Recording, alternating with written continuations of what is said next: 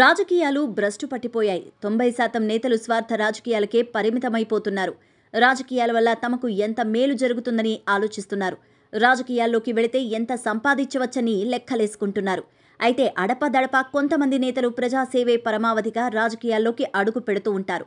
అలాంటి వాళ్లలో ఇప్పుడు పవన్ కళ్యాణ్ కనిపిస్తున్నారు.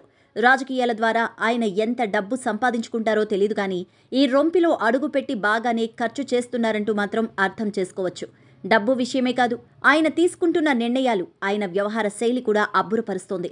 సమస్య ఎక్కడుంటే అక్కడ వాలిపోతున్నారు డిప్యూటీ సీఎం పవన్ కళ్యాణ్. తాజాగా తిరుపతిలో తొక్కిసలాటలో 6 ప్రాణాలు కోల్పోయారని తెలియగానే ఆయన అక్కడికి వెళ్లిపోయారు. బాధిత కుటుంబాలను పరామర్శించారు. అంతేకాదు, ప్రజలందరి ముందు 2 చేతులు జోడించి తప్పు జరిగిపోయింది, క్షమించండి అంటూ వేడుకున్నారు. వాస్తవానికి ఇది డిప్యూటీ సీఎం తప్పు కాదు, కానీ దానికి ఆయన బాధ్యత తీసుకున్నారు. టీటీడీ పాలక మండలి అధికారులు, స్థానిక ప్రజా ప్రతినిధులెవ్వరూ ఈ పని చేయలేకపోయారు. ఎవ్వరూ క్షమాపణ చెప్పేందుకు ముందుకు రాలేదు. కానీ పవన్ కళ్యాణ్ ఆ పని చేశారు. పవన్ కళ్యాణ్ ఎక్కడికి వెళ్లినా ఆయన అభిమానులు హంగామా చేస్తుంటారు.